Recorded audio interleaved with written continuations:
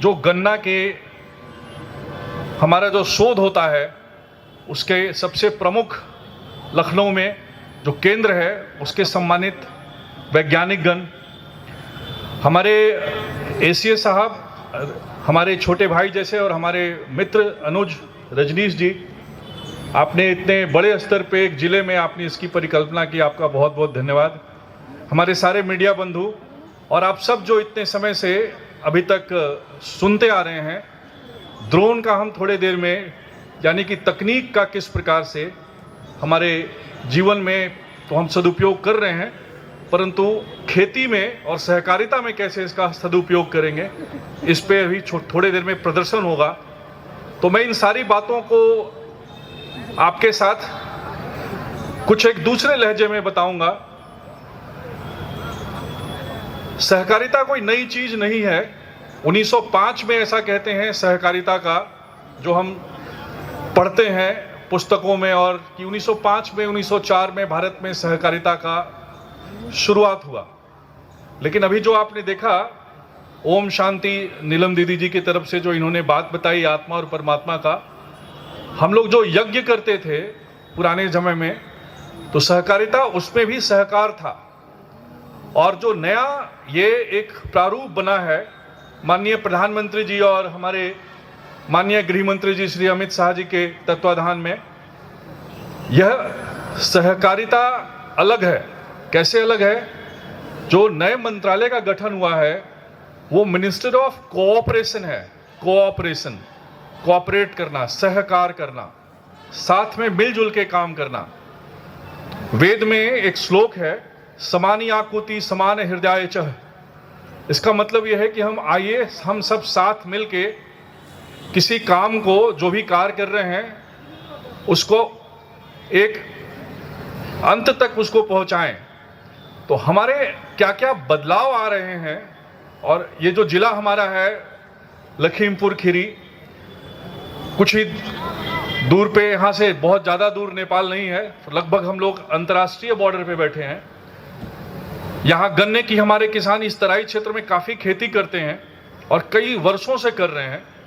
लेकिन इसके अलावा भी क्या क्या सहकारिता के माध्यम से क्या क्या बदलाव हो सकता है। और हम आज उत्तर प्रदेश के स्थापना दिवस के दिन एक टारगेट लें कि हम सहकारिता के क्षेत्र में क्या करें। तो ये सारी बात मैं आपको 5 से 7 मिनट में समाप्त करके, और फिर आपके कुछ अगर प्रश्न भी हो या फिर मंच से भी कुछ प्रश्न हो, उसके उत्तर हम लोग ढूंढेंगे या फिर एक टारगेट लेंगे। सबसे पहली बात यह है कि जैसा अभी हमने कहा है, मिनिस्ट्री ऑफ कोऑपरेशन है, यानी कि एक दूसरे से जुड़ के काम करने का।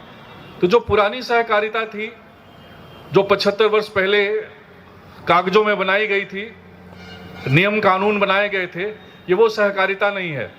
ये सहकारिता ऐसा है कि हमारे जो रजिस्ट्रार साहब हैं वो आपके साथ सहकार करके आपके अंदर की जो सामूहिकता है, एक समाज की जो सामूहिकता है, उसको मिलके पूंजीवाद से जो असमानताएं बनी है उसका समापन कैसे हो, और एक कोऑपरेटिव इकोनॉमी जिसको सहकार इकोनॉमी कहते हैं, सॉलिडरिटी इकोनॉमी कहते हैं, उसके बारे में हम कैसे सोचें। हमारी जो सबसे बड़ी समस्या ये है कि हम कह देते हैं कि वो छोटा किसान है, ये बड़ा किसान है। कोई किसान छोटा नहीं होता है, कोई किसान बड़ा नहीं होता है।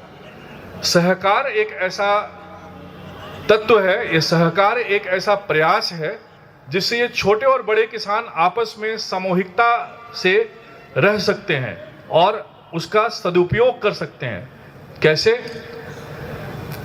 मान के चलिए आपके यहाँ गन्ने की खरीदारी होती है, उसमें कई तरह की आपको समस्याएं आती है, तो सहकारिता में उसका समाधान निकाला गया है।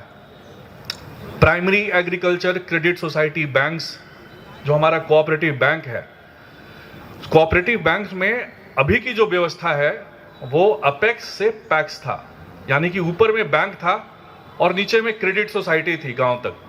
तो नीचे वाले को अगर ऋण चाहिए होता था खेती के लिए और अन्य कार्य के लिए, एग्रीकल्चर चीज़ों के लिए और बाकी की भी चीज़ों के लिए, तो एक बहुत ज़्यादा समस्याएं उनको झेलनी पड़ती थी। इन सारी समस्याओं का समाधान किया गया है। अब ये पैक्स टू अपेक्स है, यानी कि नीचे से ऊपर की तरफ हम देख रहे हैं। ये एक दूसरा बदलाव है।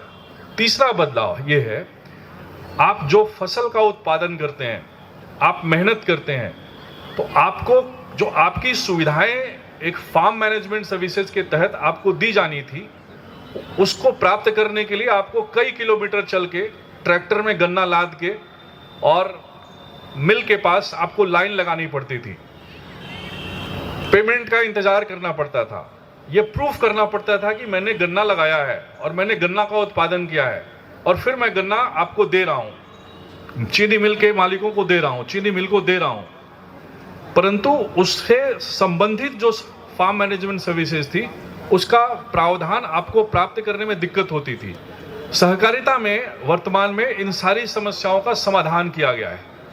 पैक्स के कुछ ऐसे नियम कानून थे जिसके तहत आपको सुविधाएं नहीं मिल पाती थी, तो पैक्स को मल्टीपर्पज बनाया गया है।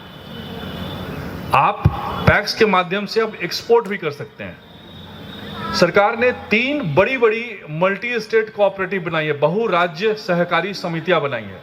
अब वो क्या है, जैसे कि अभी डॉक्टर दिलीप कुमार जी ने कहा, गुड़ बनाते हैं, ये 1 ODOP में इस जिले का प्रोडक्ट है, 1 डिस्ट्रिक्ट 1 प्रोडक्ट, यानी कि एक जिला में जो एक प्रोडक्ट होगा वो गुड़ होगा। तो हम चलिए इसी की बात करते हैं। अब क्या है कि आपका गुड़ किसी जय किसान, जय किसान, जय किसान। बहुत बहुत धन्यवाद।